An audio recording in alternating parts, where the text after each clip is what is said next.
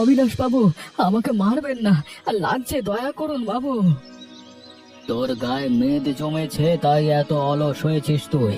তোকে না বলা হয়েছিল শাকসবজিগুলো সময় মতো আমার বাড়ি পৌঁছে দিতে? তাহলে এত দেরি করলি কেন?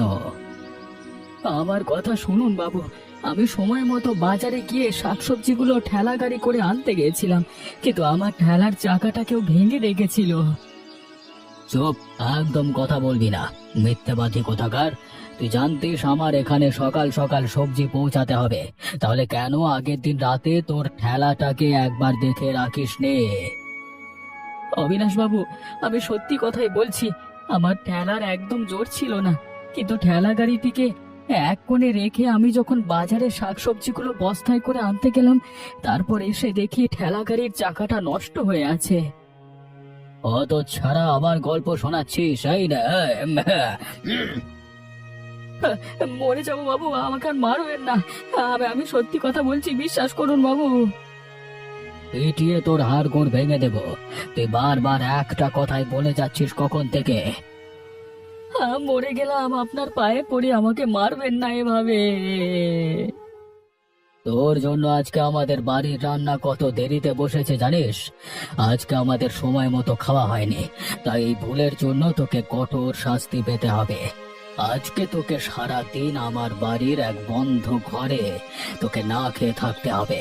কালকে সূর্যোদয় হওয়ার পরে তুই বাড়ি যেতে পারবি। অবিনাশ বাবু, আমি হাত জোর করে বিনতি করছি আপনাকে, আপনি আমার উপর এত শাস্তি দেবেন না। বাড়িতে আমার বউ একা রয়েছে, আমাকে ছেড়ে দিন, যেতে দিন। ভুল করেছিস, তোর শাস্তি পেতেই হবে, আমি কোনো কথাই শুনবো না। দয়া করুন বাবু, আমি মরে যাব বাবু।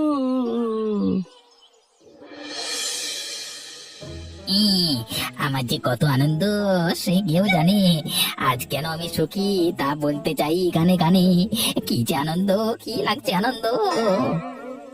কি ব্যাপার, লটারি জিতেছে নাকি? খুশিতে টয়টুম্বু হয়ে নাচানাচি করছে যে? আরে না না, আমি কোনো লটারি জিতিনি, তবে একটা দারুণ কাজ করেছি এবং সেই কাজের পরিণাম এতটাই ভালো হয়েছে যে আমি খুশিতে আত্মহারা হয়ে যাচ্ছি। আর হেয়ালি করো না তো, আমাকে বলো কি কারণে তুমি খুশিতে নাচানাচি করছো? আমার খুশির কারণ হচ্ছে গোপালদাকে নিয়ে। আজকে তাকে অবিনাশ বাবু খুব পিটিয়েছে। অবিনাশ বাবু গোপালদাকে মেরেছে? কিন্তু কেন? আরে মিথ্যে অভিযোগে গোপালদাকে অবিনাশ বাবু মেরেছে, আর তার কারণ হচ্ছে আমি। ও, একটু খুলে বলো তো, আমি তোমার এই হেয়ালির কথা একদম বুঝতে পারছি না। আজকে সকালে গোপালদা যখন বাজারে অবিনাশ বাবুর জন্য সবজি আনতে গেছিল, তখন এক ফাঁকে গোপালদার ঠেলার চাকাটা আমি নষ্ট করে দিই। কিন্তু কেন? গোপালদা তোমার কি ক্ষতি করেছিল? এই গোপালদার সাথে আমার পুরনো শত্রুতা আছে। এই গ্রামে উনি সব সময় নিজের ভালো মানুষই দেখিয়ে আমাকে সকলের কাছে ছোট করে দেয়। ও আচ্ছা, বুঝেছি। কিন্তু তুমি ওনার খেলার চাকা নষ্ট করে দিয়েছো, কিন্তু অবিনাশ বাবু কেন গোপালদাকে মারলো? সেখানেই তো ঘটনা। আমি ঠেলার চাকা নষ্ট করে দেওয়ার ফলে গোপালদা ঠেলাটাকে সরিয়ে অবিনাশ বাবুর বাড়িতে সবজিগুলো পৌঁছে দিতে অনেক দেরি করে ফেললো। হ্যাঁ, অবিনাশ বাবুর বাড়িতে রান্না অনেক দেরি হয়ে গেল বলে উনি রেগে গোপালদাকে অনেক মারলো। তারপর আজকে সারা দিন এক অন্ধকার ঘরে বসে, অন্ধকার ঘরে দুম করে বসিয়ে রেখে দিয়েছে। তুমি সত্যি ভীষণ খারাপ লোক। তোমার পেটে এত দুষ্টু বুদ্ধি জমিয়ে রেখেছো, তা আগে কখনো আমি জানতে পারিনি। ওই বোকা হদ্দর মতো ভালো মানুষ হয়ে থাকলে এই যুগে চলা খুব মুশকিল। তাই আমার মতো চতুর হয়ে অন্যকে বাঁশ দিয়ে নিজে ভালো থাকা ছাড়া কোনো উপায় নাই। তাহলে তো তোমার মতো লোকের সাথে বন্ধুত্ব বা শত্রুতা করা ফিকশন বিপজ্জনক। কখন তাকে বাজ দিয়ে দেবে কে জানে।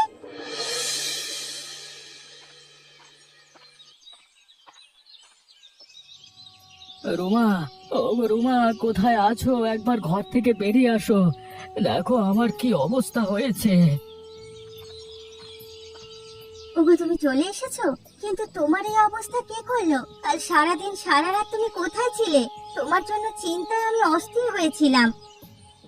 রুমা, আমাকে অবিনাশ বাবু অনেক মেরেছে এবং সারা রাত একটি অন্ধকার ঘরে বন্দি করে রেখেছিল। কিন্তু কেন? তুমি তো কারোর সাথে কোনো অপরাধ করনি, তাহলে তোমার এই অবস্থা কেন করলো?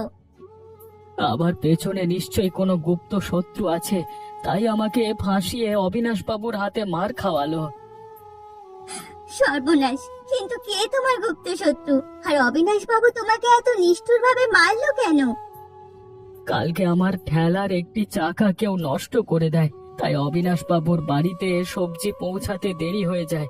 সেই কারণেই অবিনাশ বাবু আমাকে কঠোর শাস্তি দেন। এই কাজটা উনি একদম ভালো করেননি। এভাবে কেউ মারে? সারা শরীর থেকে রক্ত ঝরছে। রোমা, আমি বোধহয় বাঁচবো না। সারা শরীরে ব্যথায় খুব কষ্ট পাচ্ছি। তোমার কিচ্ছু হবে না, তুমি একদম এভাবে ভেবেও না। আমি তোমার কিচ্ছু হতে দেব না। আমি ভালো চিকিৎসা করে তোমাকে খুব তাড়াতাড়ি সুস্থ করে তুলবো। সত্যি? আমি কি সত্যি সুস্থ হয়ে যাব? আমি কি আবার কাজ করতে পারবো? নিশ্চয়ই পারবে। তোমার সাথে যারা এই কাণ্ড করেছে তাদেরকে উপরওয়ালা সঠিক সময় ঠিক শাস্তি দেবে।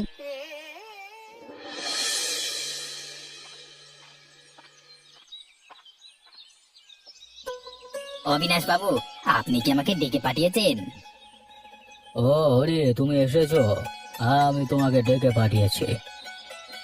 তাহলে বলুন, আপনাকে আমি কি সাহায্য করতে পারি? কাল থেকে তুমি আমার এখানে কাজ করবে। আমার ঘরে বাইরের সমস্ত দরকারি কাজ এখন তুমি করবে। কিন্তু এ সমস্ত কাজ তো গোপাল দাই করতো, হঠাৎ আপনি কেন আমাকে এসব কাজের দায়িত্ব দিচ্ছেন? গোপাল দা কি আপনার কাজ ছেড়ে দিয়েছে? আমার বাড়িতে কে কাজ করবে আর কে ছাড়বে তার নির্ণয় একমাত্র আমি করব। গোপালের কি স্বার্থ ও আমার কাজ ছাড়বে? আরে আমি ওকে কাজ থেকে বের করে দিয়েছি। বুঝতে পেরেছি অবিনাশ বাবু, নিশ্চয়ই গোপাল দা কোনো ভুল কাজ করেছে, তাই আপনি ওকে কাজ থেকে বের করে দিয়েছেন। সেসব জেনে তোমার কি? আমি যা বলছি সেটা শোনো। কালকে থেকে তুমি সকাল সকাল আমার বাড়িতে চলে আসবে। আর হ্যাঁ, তুমি যদি ভালো কাজ করতে পারো তাহলে গোপালের থেকেও তোমাকে মাইনে অনেক বেশি দেওয়া হবে। হ্যাঁ, আমার বুদ্ধির জবাব নেই। এমন চাল চেলেছি যে গোপাল দা শীতকে দূরে চলে গেছে, ওর কাজটাও আমার হাতে চলে এলো। কি হলো, কি ভাবছো তুমি হরি? না না অবিনাশ বাবু, তেমন কিছু না। আমি কালকে সকালের সময় মতো আপনার কাছে চলে আসব।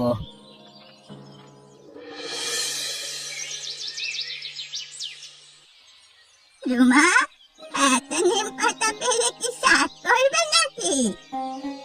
না না ঠাকুমা, তোমার নাতি অসুস্থ, তাই ওর জন্য নিম পাতা নিয়ে গিয়ে সাথে হলুদ দিয়ে বেটে ওর জখমে লাগাবো। সে কি, গোপালের আবার কি হলো? দিদা, কি আর বলি তোমাকে, তোমার নাতিকে অবিনাশ বাবু খুব মেরেছে, আর সারা শরীরে ওর মারের দাগ লেগে আছে। ব্যথায় যন্ত্রণা, সে ঠিক মতো খাওয়া দাওয়া করতে পারছে না। কিন্তু কেন অবিনাশ ওর সাথে এমন কাণ্ড কেন করলে? গোপাল তো ভালো মানুষ, এই গ্রামের সকলে ওর প্রতি শ্রদ্ধাশীল, তাহলে কেন অবিনাশ বাবু মারলো ওকে? আমি সঠিক জানি না ঠাকুমা, তবে এইটুকু জানি গোপাল কখনো ভুল কাজ করতে পারে না, আর অবিনাশ বাবু ওকে সন্দেহ করে শাস্তি দিয়েছে, আর অবিনাশ বাবুকেও এর ফল পেতে হবে, তুমি দেখো। তুই চিন্তা করিস না রুমা, সব ঠিক হয়ে যাবে। গোপালকে যত্ন করে সুস্থ করে তোল, সময় করে আমি একবার গোপালকে গিয়ে দেখে আসবো। সবই আমার কপাল। গোপাল অসুস্থ হয়ে পড়ার পর আমি কি করব কি না করব কিছুই বুঝে উঠতে পারছি না। এদিকে গোপালের কাজকর্ম বন্ধ হয়ে যাওয়াতে সংসার চালানো কষ্টকর হয়ে যাবে।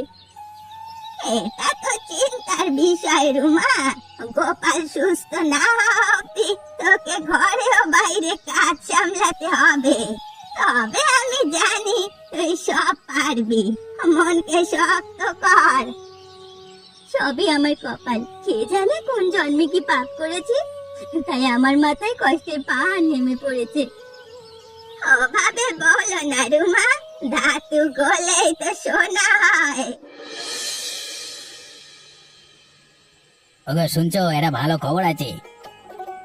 আজকাল তোমার ভীষণ সময় ভালো যাচ্ছে, তাই সব সময় তুমি খুশি হয়ে থাকো, আর সবকিছু তোমার সাথে ভালো হচ্ছে, তাই না?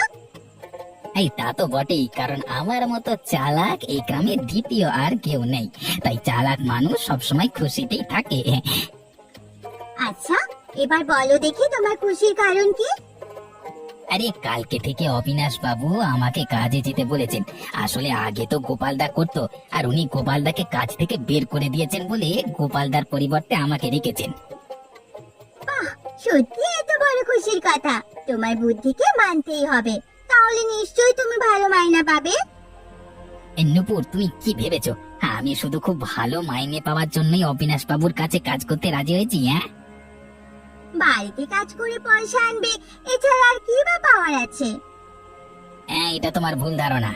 আমি যখন একবার অবিনাশ বাবুর বাড়িতে ঢুকেছি, আমি শুধু ওনার কাছে কাজ করতেই নয়, ওনার সমস্ত সম্পত্তি আমার বুদ্ধির জোরে হাতিয়ে নেব।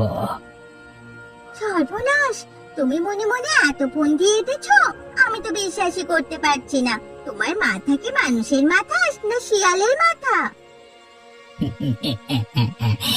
যাই ভাবো, তবে আমার উদ্দেশ্য নিশ্চিত। আমি অবিনাশ বাবুর সব কিছু নিজের আয়ত্তে খুব শীঘ্রই করে নেব। আচ্ছা, বলেছিলাম তুমি তো নিজের জন্য কাজের ব্যবস্থা করে ফেললে, কিন্তু আমি কি করব? শুধু ঘরে রান্না বান্না করা আমার আর ভালো লাগে না। আমাকে একটু বুদ্ধি ধার দিও, যাতে আমিও তোমার মতো করে আরামে কিছু রোজগার করতে পারি। একবার এদিকে এসো, তোমাকে একটা বুদ্ধি কানে কানে দেবো, যাতে কেউ শুনতে না পায়।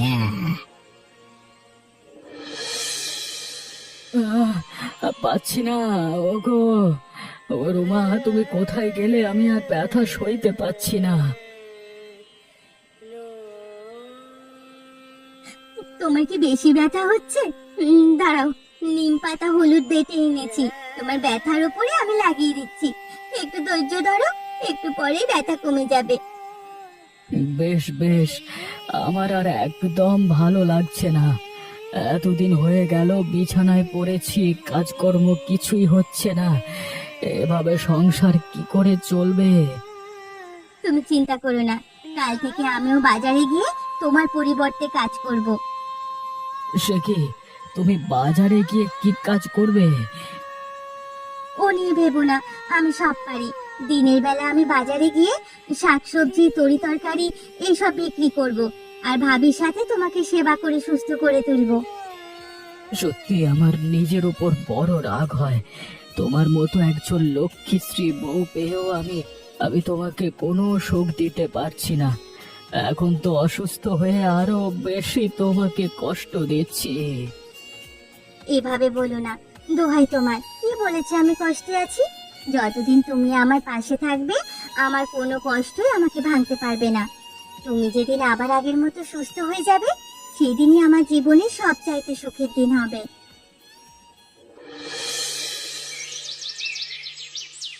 ওরে, আচ্ছা, তোমাকে সব কাজ আমি আগেই বুঝিয়ে দিয়েছি, তবে একটা বিশেষ আবদার হচ্ছে।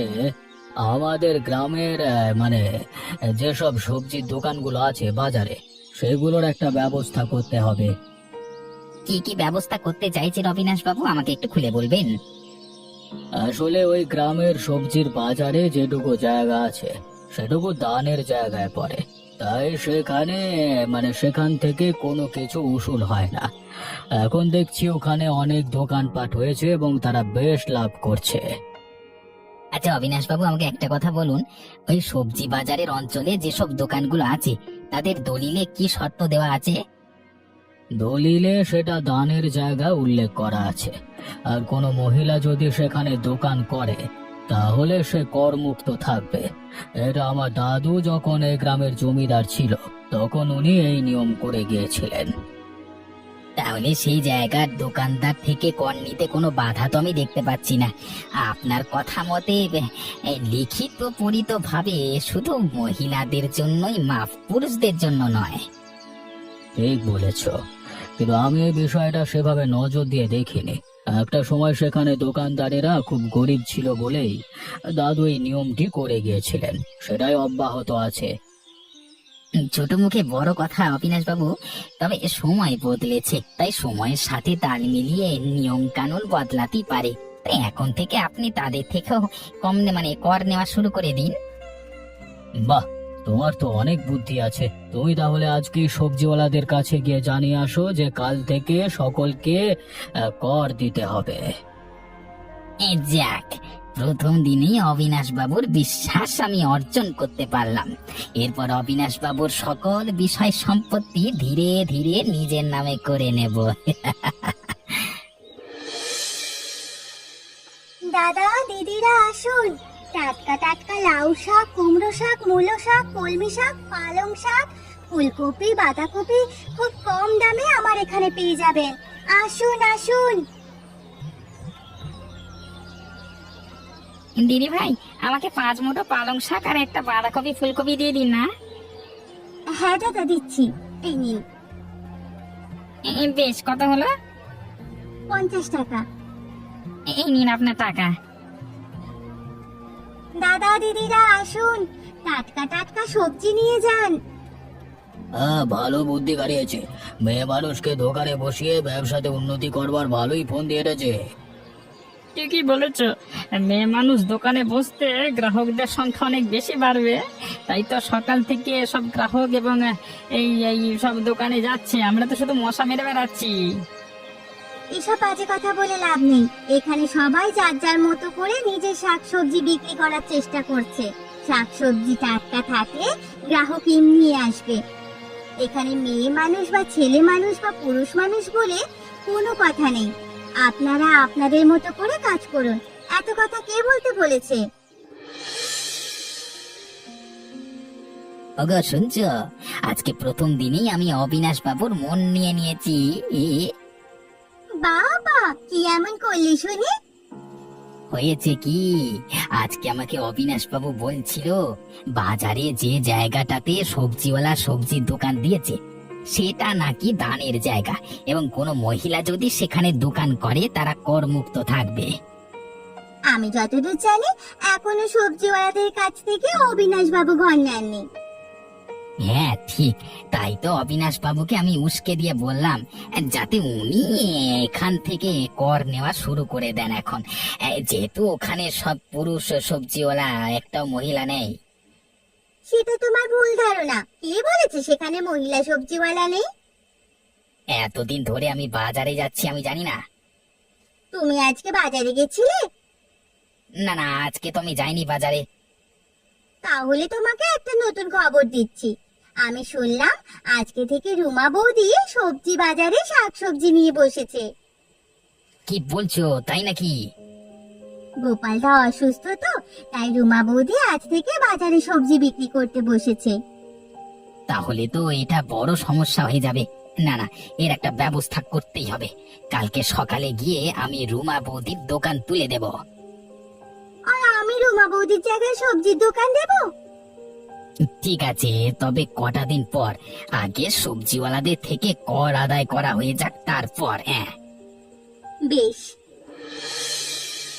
রুমা, ও রুমা, বাজার থেকে ফিরেছো? হ্যাঁ ঠাকুমা, আমি সেই বিকেল বেলা ফিরে এসেছি। আজ আমার সব সবজি বিক্রি হয়ে গেছে, তাই তাড়াতাড়ি বাড়ি ফিরতে পেরেছি। বাহ, এটা খুব ভালো কথা। আসলে আমি রামকে দেখতে এসেছি। ও কেমন আছে এখন? আসুন, ভেতরে আসুন, আপনি নিজে ওকে জিজ্ঞেস করুন। রাম, তোমার শরীর এখন কেমন আছে? ও ঠাকুমা, আপনি এসেছেন। আসুন আসুন, আগের থেকে অনেকটা ভালো। রোমার যত্নে আমার ব্যথা অনেকটাই কমে গেছে। আশা করি খুব শীঘ্রই আবার কাজে ফিরে যেতে পারবো। রাম, তোমাকে একটা কথা জানিয়ে রাখি, তোমার জায়গায় নাকি অবিনাশ বাবু হরিকে রেখেছে। ওই এখন সব কাজ করছে। ও তাই নাকি? এ তো হওয়ারই ছিল। আমি জানতাম যে অবিনাশ বাবু আমাকে আর কাজে রাখবেন না। আহ, এসব নিয়ে তুমি চিন্তা করো না তো। আগে সুস্থ হয়ে ওঠো, তারপর কাজ ঠিক জোগাড় হয়ে যাবে। আসলে আমার হরিকে ঠিক ভালো টেকছে না। ওকে আমি ভালো করে চিনি। নিশ্চয় অবিনাশ বাবুর কান ভাঙিয়ে নিজের স্বার্থ আদায় করতে চাইছে। আমার তো মনে হয় এই গ্রামের ঘটনার পেছনে হরির হাতই আছে। এই যে আপনারা সবাই শুনুন, অবিনাশ বাবুর হুকুম, আজকে থেকে আপনাদের সকলকে এখানে সবজির দোকান দেওয়ার জন্য কর দিতে হবে। সর্বনাশ, অবিনাশ বাবু হঠাৎ এমন হুকুম কেন দিলেন? এই জায়গাটা তো দানে দেওয়া, ওনার দাদু দিয়ে গেছিলেন, তাহলে কেন কর দিতে হবে? বর্তমান সময়ে অবিনাশ বাবু নতুন নিয়ম কানুন করেছেন। যেহেতু এই গ্রামের উনি জমিদার, তাই উনি যখন চাইবেন তখনই নতুন নিয়ম ধার্য করতে পারবেন এবং দরকার হলে বাতিলও করতে পারবেন। আমরা সবজি ব্যবসায়ী, কোনো মতে শাকসবজি বিক্রি করে সংসার চালাই, এর উপর যদি আবার কর দিতে হয় তাহলে তো আমরা না খেয়ে মরবো। এটা তো আমাদের উপর অন্যায় করা হচ্ছে। ওনার কথা অমান্য করলে তোমাদের দোকান তুলে দেওয়া হবে। তাই বেশি কথা না বাড়িয়ে নিজেদের কি বলে এই ভাগের কর আমার হাতে তুলে দাও।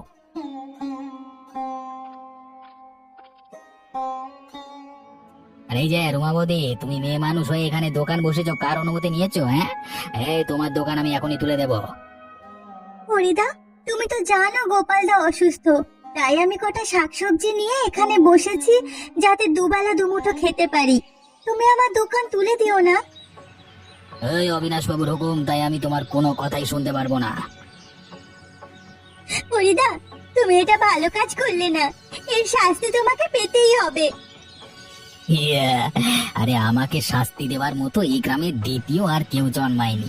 আমি এখন অবিনাশ বাবুর কাছের লোক, আর কিছুদিনের মধ্যেই আমি অবিনাশ বাবুর জায়গা দখল করব। তাই আমার কথা যদি না শোনো তাহলে আগামী দিনে এই গ্রামে একা তোমাদের থাকা মুশকিল হয়ে দাঁড়াবে।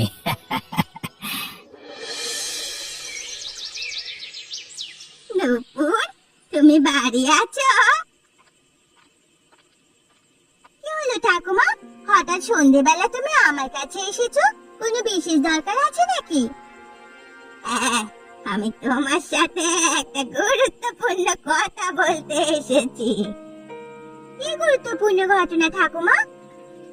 নূপুর, একটা সত্যি করে কথা বলো তো, হরির উদ্দেশ্যটা কি? ঠাকুমা, তুমি আমাকে এটা কি প্রশ্ন করছো? হরির কি উদ্দেশ্য আমি কি করে বলবো? আমার কিন্তু হরির মতলব ভালো ঠেকছে না। দেখো নূপুর, একটা কথা আছে, লোভে পাপ, পাপে মৃত্যু। তাই হরিকে বোঝাও ও এমন কোনো কাজ যাতে না করে যেখানে লোকের ক্ষতি হয়। ঠাকুমা, আমি কিছুই বুঝতে পারছি না, তুমি কি বলতে চাইছো? হরি অবিনাশ বাবুর কাজ সামলাচ্ছে এবং ওনার কান ভাঙিয়ে বাজারে সবজিওয়ালাদের থেকে কর আদায় করছে। একটা কথা বলে রাখি, শুনে রাখো, সব গ্রামবাসীরা একত্রিত হয়ে যদি অবিনাশ বাবু আর হরির বিরুদ্ধে রুখে দাঁড়ায় তাহলে কিন্তু বিপদ তোমাদেরই হবে। কারণ অবিনাশ বাবু জমিদার মানুষ আর তোমরা সাধারণ মানুষ, কথাটা ভেবে দেখো। ঠাকুমা, কথাটা তুমি ঠিকই বলেছো, আমি এভাবে আগে ভাবিনি। আমিও সাময়িক সুখের জন্য অনেক ভুল করতে যাচ্ছিলাম। রাজকুমার, তাহলে তোমাকে একটা কথা বলি, ওই গ্রামে সবজি বাজারে মহিলাদের থেকে কর নেওয়া যাবে না, সেটা আমি ভালো করেই জানি। এই বিষয়টা খুবই গোপনীয়, তাই তোমাকে বলে রাখলাম। যাক, তোমার সদ্বুদ্ধি দেখে আমি খুশি হলাম। এতে তোমার কোনো বিপদে সকল গ্রামবাসীর সাহায্য তুমি পাবে, এটা তোমাকে আমি ভরসা দিচ্ছি। হরিকে বোঝালে ও আমার কথা বুঝবে না, তাই তুমি এর কোনো নিদান দাও যাতে এইসব কাজ আর বিরোধিতা না হয়। ঠিক আছে, আমি গ্রামবাসীদের দেখছি, তুমি অবিনাশ বাবুকে গিয়ে সব কথা জানিয়ে দাও।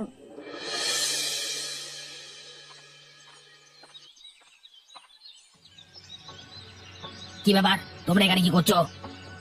হরিদা, আজ থেকে এই বাজারটা হচ্ছে মহিলাদের। আমরা সবকিছু জানতে পেরে গেছি, তাই সকল পুরুষ বিক্রেতাদের স্ত্রীরা মিলে এখন থেকে সবজির ব্যবসা করবে। কার অনুমতিতে তোমরা এত বড় পদক্ষেপ নিলে? এখানে অনুমতি নেওয়ার কিছু নেই। বাজারে এই জায়গাটার অংশটা সম্পূর্ণ দানের, আর এখানে মহিলা বিক্রেতারা করমুক্ত।